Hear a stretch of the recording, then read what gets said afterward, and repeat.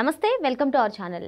స్వాతంత్ర దినోత్సవం సందర్భంగా తాడేపల్లిలో సజ్జల రామకృష్ణారెడ్డి జెండాను ఆవిష్కరించి కీలక కామెంట్స్ చేశారు. మరి కూటమి 2024లో ఈవీఎంలతో గెలిచిందని, మరి 12.5% ఏ విధంగా ఓటింగ్స్ పెరిగాయో ఎందుకు మాట్లాడట్లేదు అని చెప్పి ఆయన విమర్శలు చేస్తున్నారు.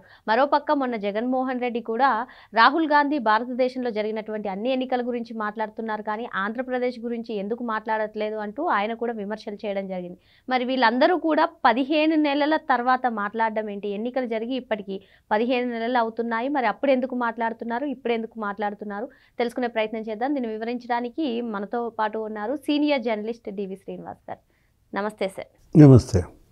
స్వాతంత్ర దినోత్సవం సందర్భంగా ఈసారి జగన్మోహన్ రెడ్డి కాకుండా సజ్జల రామకృష్ణారెడ్డి గారు తాడేపల్లి కేంద్ర కార్యాలయంలో జెండాను ఆవిష్కరించి తర్వాత అసలు కూటమి 2024లో ఈ ఈవీఎంలతోనే గెలిచింది, నిన్న పులివెందుల ఎన్నికలు కూడా పోలీసులు రిగ్గింగ్కి పాల్పడి గెలిపించారు అంటూ కీలక కామెంట్స్ చేయడం జరిగింది సార్. మరి జగన్మోహన్ రెడ్డి కూడా ఇటీవల ప్రెస్ మీట్లో రాహుల్ గాంధీ గురించి మాట్లాడుతూ భారతదేశంలో జరిగినటువంటి ఎన్నికలు అన్నిటిపైన మాట్లాడతారు, ఆంధ్రప్రదేశ్ గురించి మాట్లాడరు అంటూ ఆయన కూడా కీలక కామెంట్స్ చేయడం జరిగింది. వీళ్ళందరూ కూడా ఇప్పుడే ఎందుకు మాట్లాడుతున్నారు? మరి ఎన్నికలు జరిగిన టైంలో కానీ రిజల్ట్స్ వచ్చిన వెంటనే కానీ అప్పుడు ఎందుకు మాట్లాడలేదు, ఇప్పుడు ఎందుకు మాట్లాడుతున్నారు? ఏమంటారు మీరు? అంటే 2024 మే 13 ఆంధ్రప్రదేశ్ అసెంబ్లీ ఎన్నికలు లేకపోతే పార్లమెంట్ ఎన్నికల్లో ఓటు జాబితా అక్రమాల గురించో, దొంగ ఓట్ల గురించో, లేకపోతే ఈవీఎంల గురించో మాట్లాడితే దానికి ముందు మాట్లాడాలి, దాని తర్వాత మాట్లాడాలి.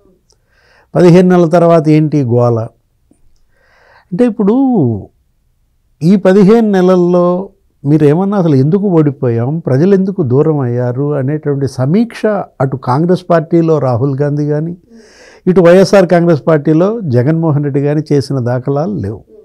ఇంకా రాహుల్ నయం, ఆయన ఏమంటున్నాడు, నిన్న బెంగళూరు సెంట్రల్ నియోజకవర్గం లేకపోతే కర్ణాటక మహదేవపుర అనే చోట ఒక ఇంట్లో 70 ఓట్లు ఉన్నాయి అనేదో ఆయన ఒక పవర్ పాయింట్ ప్రజెంటేషన్ స్క్రీన్ మీద వేసి చూపించారు. మేము 6 నెలలుగా దీనిపైన అధ్యయనం చేస్తున్నాం. అసలు జగన్మోహన్ రెడ్డి ఆయన ఓటు చోరీ గురించి కానీ ఈవీఎంల గురించి కానీ మాట్లాడే నైతిక హక్కు ఉందా? సజ్జల రామకృష్ణారెడ్డి కూడా ఇవాళ మాట్లాడాడు, ఆ 12.5% ఆ పర్సంటేజ్ పెరుగుదల గురించి సమాధానం చెప్పరేంటనో ఏదన్నాడు. మొన్న జగన్ ప్రెస్ మీట్లో అదే అన్నాడు. ఇప్పుడు ఆ రోజు ఏది సాక్షి పేపర్ బయటిది కరెక్ట్గా ఎన్నికలు జరిగిన ఆ 14వ తారీఖు పేపర్ తీసామనుకో, ఆ రోజు మరి ఏమని రాశారు సాక్షిలో, ఏమని ప్రసారం చేశారు సాక్షి ఛానల్లో?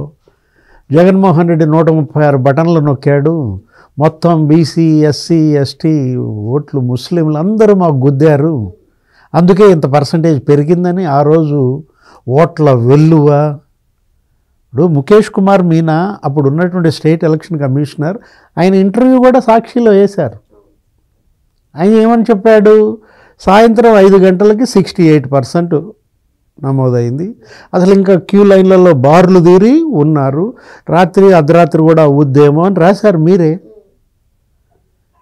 5 గంటలకి 68% అయితే జగన్మోహన్ రెడ్డి అసలు దాన్ని తిమ్మిని బిమ్మిని చేస్తాడు. ఇప్పుడు 8 గంటల దాకా 3500 పోలింగ్ కేంద్రాల్లో ఓటింగ్ జరిగింది. అర్ధరాత్రి 11:30 దాకా 360 కేంద్రాల్లో పోలింగ్ జరిగింది. ఆయనే చెప్పాడు, మీనాయే చెప్పాడు, ఏది ఇంకా ఎంత ఫైనల్ టర్న్అవుట్ అనేది రేపు కానీ చెప్పలేమన్నారు. ఇప్పుడు పోలింగ్ టైం ఎప్పటికైపోద్ది? సాయంత్రం 6ంటికి. ఇప్పుడు నువ్వు చెప్తున్న 68% ఎన్నింటికి? 5ంటికి. అసలు జనరల్గా ఏంటంటే సాయంత్రం 4 to 6 పోటెత్తుతారు, పనుల మీద రాలేనాళ్ళు, పొద్దున్నే మరీ రష్ ఎక్కువ ఉంటుందిలే, సాయంత్రం పోయి తిరిగ్గా వేద్దామనుకుని. ఇంకా కొంతమంది ఏంటి, మాకెవరు డబ్బులు ఇవ్వలేదు అని కొంతమంది రారు ఓటేయడానికి. అప్పుడు ఆఖరి నిమిషంలో బేరాల్లో ఏదో మాట్లాడుకుని ఆ కాలనీలు వదులుతారు, ఆ మొత్తం వచ్చి పడతారు. 6 దాకా క్యూ లైన్లో ఉన్న ప్రతి ఒక్కడికి ఓటు ఇవ్వాలి, గేట్లు మూసేయాలి.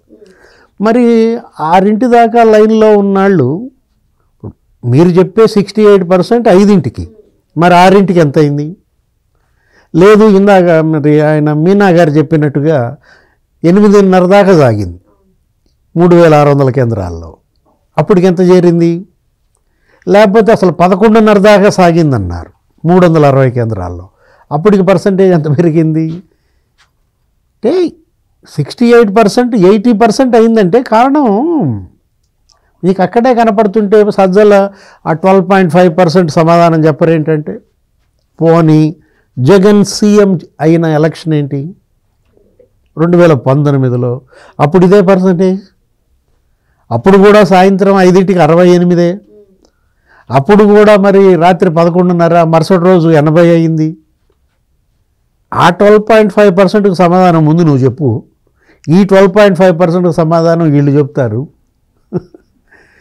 ఆడలేక మధ్యలోడు అంటారు. మీరు ఇవాళ అసలు EVM CM, EVM deputy CM అని కొంతమంది సోషల్ మీడియాలో ఇక అదే గోల. మొన్న కూడా రోజా మాట్లాడుతూ అదే అంటది, లేకపోతే పేర్ని నాని మాట్లాడుతూ అదే అంటారు. ఇప్పుడు మీరు గెలిస్తే బెస్టా ఈవీఎంలు? ఆ రోజు 151 సీట్లు వచ్చినప్పుడు జగన్మోహన్ రెడ్డి ఈవీఎంలు వద్దు అంటే అది గొప్ప. ఓడిపోతే ఈవీఎంలు రద్దు చేయండి అంటే, ఇప్పుడు బ్యాలెట్ పెట్టారు నిన్న, పులివెందుల జడ్పీటీసీ, ఒంటిమిట్ట జడ్పీటీసీ, ఎన్ని వచ్చాయి? అంతకుముందు ఎమ్మెల్సీ, గ్రాడ్యుయేట్స్ ఎమ్మెల్సీ. అసలు ఎన్నికలు అప్పుడు అసెంబ్లీకి జరగల. యువగళం పాదయాత్ర ఇంకా సాగుతూనే ఉంది లోకేష్. అప్పుడు నీకు అసలు అటు విశాఖపట్నం, ఏది ఉత్తరాంధ్ర ఎమ్మెల్సీ, లేకపోతే ఇటు Kosta MLC, next west Rayalaseema MLC, మొత్తం అన్ని చోట్ల తెలుగుదేశం గెలిచింది 3 ప్రాంతాల్లో. అంటే 105 అసెంబ్లీ నియోజకవర్గాలు. అది ఈవీఎం కాదే, బ్యాలెట్. ఒక్కొక్కడు 90,000 మెజార్టీతో గెలిచారు, 80,000 మెజార్టీతో గెలిచారు. ఆ రోజు మరి ఇదే సజ్జలు ఏమన్నాడు? ఆ ఓట్లు మాయి కాదన్నాడు, గ్రాడ్యుయేట్స్ ఓట్లు మాయి కాదన్నాడు. అసలు నిన్న ప్రెస్ మీట్ పెట్టి జగన్మోహన్ రెడ్డి ప్రజాస్వామ్యం ఖూనీ అంటాడు. మొత్తం ఓటు చోరీ గురించి మాట్లాడుతున్నావు రాహుల్, ఆంధ్ర గురించి మాట్లాడవేంటి అంటాడు. నువ్వే ఓటు చోరుడివి. అంటే ఓటు చోరుడే ఓటు చోరీ గురించి మాట్లాడాలా? మాట్లాడతాడా? ఇప్పుడు ముఖ్యమంత్రిగా నువ్వు ఉన్నావు ఆ రోజు. నువ్వు ఇప్పుడు రాహుల్ గాంధీ నిన్న మహదేవ్పూర్లో ఏమన్నాడు? ప్రెస్ మీట్ పెట్టి బెంగళూరులో ఒక ఇంట్లో 70 ఓట్లు ఉన్నాయన్నాడు. మరి జగన్ సీఎంగా మనం పేపర్లో చూసాం. ఆ ఎలక్షన్ ఏది 2024 ముందు ఏమిటి, ఆ పట్టాభిపురంలో ఒక అడ్రస్ పైన మరి 700 ఓట్లు, శ్యామల్ నగర్లో ఒక అడ్రస్ కింద 156 ఓట్లు, బెజవాడలో ఒక అడ్రస్ కింద 800 ఓట్లు. ఈ మాట్లాడమంటావా? రాహుల్ గాంధీ వీటి గురించి మాట్లాడమంటే మాట్లాడతాడేముంది? ఏం మాట్లాడవు రాహుల్? తిరుపతిలో నువ్వు ఆ రోజు గురుమూర్తిని గెలిపించావే బై ఎలక్షన్, 35,000 ఫేక్ ఐడి కార్డులు. గిరీష ఆయన్ని బెదిరించి ఆయన లాగిన్ పాస్వర్డ్ లాక్కుని ఈ భూమన, లేకపోతే ఆ చెవిరెడ్డి, పెద్దిరెడ్డి, తమిళనాడు నుంచి ఓటర్లను తెప్పించి వాళ్ళ ఫోటోలు పెట్టి ఓటు కార్డుకు ఫేక్ తయారు చేసి ఓట్లు వేయించారు, గురుమూర్తిని గెలిపించారు. గురుమూర్తి ఎన్నిక గిరీష సస్పెండ్ అయ్యాడు. ఐఏఎస్ అప్పుడు Tirupati commissioner Girisha, deputy commissioner Chandramouleeswar Reddy, ఒక 22 మంది కేసుల్లో పడ్డారు. మాట్లాడమంటావా? రాహుల్ గాంధీ ఆ రోజు తిరుపతి బై ఎలక్షన్ గురించి మాట్లాడమంటే మాట్లాడతాడు. ఏం మాట్లాడమంటాడు జగన్మోహన్ రెడ్డి రాహుల్ గాంధీని? ఆ వ్యక్తి రాహుల్ గాంధీ ఆంధ్ర గురించి మాట్లాడే అంటే ఇవన్నీ మాట్లాడాలి. ఉరవకొండలో నువ్వు విశ్వేశ్వర్ రెడ్డి కలిసి 6,000 దొంగోట్లు చేర్పించారు, 2,000 అసలు ఓట్లని తీసేయించారు. పయ్యావుల కేశవ్ న్యాయ పోరాటం చేశాడు. ఇప్పుడున్నటువంటి ఆర్థిక మంత్రి చంద్రబాబు తెలుగుదేశం అధ్యక్షుడిగా ఒక 4-6 లెటర్స్ రాశాడు సెంట్రల్ ఎలక్షన్ కమిషనర్. సిఈసి ఒక సెక్రటరీని ఇక్కడ ఎంక్వైరీ చేయమని పంపాడు. పంపితే మొత్తం బయటపడింది. ఉరవకొండలో ఆ స్వరూపరాణి సస్పెన్స్, ఆ Bhaskar Reddy suspend. Returning officer Bhaskar Reddy ఎవరి వల్ల సస్పెండ్ అయ్యాడు? ఆ జడ్పీ సిఇఓ స్వరూపరాణి ఎవరి వల్ల సస్పెండ్ అయింది, గిరీష ఎవరి వల్ల సస్పెండ్ అయ్యాడు, ఇవన్నీ మాట్లాడమంటాడా జగన్? రాహుల్ ఇవన్నీ మాట్లాడాలా?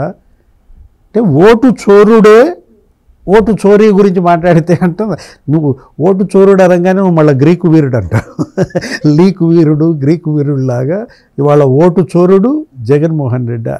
ప్రజాస్వామ్యం గురించి జగన్మోహన్ రెడ్డి మాట్లాడితే అసహ్యం వేస్తోందన్నాడు. ఎవరు? అయ్యన్న పాత్రుడు నిన్న అసెంబ్లీ స్పీకర్ అయ్యన్న పాత్రుడు మాట్లాడుతూ అసహ్యం వేస్తోందంటే, అసలు మీరు ఇప్పటికి కూడా సజ్జల, జగన్మోహన్ రెడ్డి జనం మాకెందుకు ఓటేయటం లేదు, మేమేం తప్పు చేశాం, ఎస్సీలకు ఏం అన్యాయం చేశాం, బీసీ లేకపోతే ముస్లిం లేకపోతే ఎస్టీ ఎందుకు మాకు ఓటేయటం లేదు అని మీరు అసలు నీ గమ్మత్తు ఏంటంటే పులివెందుల్లో డిపాజిట్ పోవటం కాదు, 684 ఓట్లు వచ్చినాయి అంట. ఎక్కడ 7600 ఓట్లు, 684 అంటే 9%. బ్యాలెట్ అది. ఆ బ్యాలెట్లో ఓటుతో పాటు స్లిప్పులు పడ్డాయి. ఏమని పడ్డాయి? 30 ఏళ్ల తర్వాత మొదటిసారి ఓటేస్తున్నాం, మీకు దండాలయ్యా.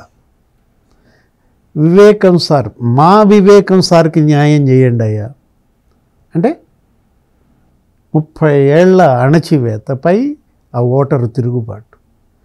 వివేకానంద రెడ్డిని కిరాతకంగా హత్య చేసి మళ్ళా అవినాష్ రెడ్డితో ప్రచారం చేస్తే వాళ్ళు కోరుకుంటుంది అదే. ఇదేంటి వివేకానంద రెడ్డి హత్యకి ఇవాళ ఆగ్రహం, లేకపోతే మీరు 30 ఏళ్ళుగా ఓటు వేయనీకపోవడంపై ఆగ్రహంగా చూడకుండా జగన్మోహన్ రెడ్డి అబ్బో అమాయకంగా అసలు మహానటన. ఇవాళ జగన్ ఒక జోకర్గా మారాడు. ప్రజలకి ఆయన ఇవాళ దూరం అయిపోయాడు. ఇన్నాళ్ళు జనాన్ని భయపెట్టాడు, ఇప్పుడు జనం జగన్ని భయపెడుతున్నారా? మరో అంశంతో మళ్ళీ కలుద్దాం. Thank you sir. నమస్తే.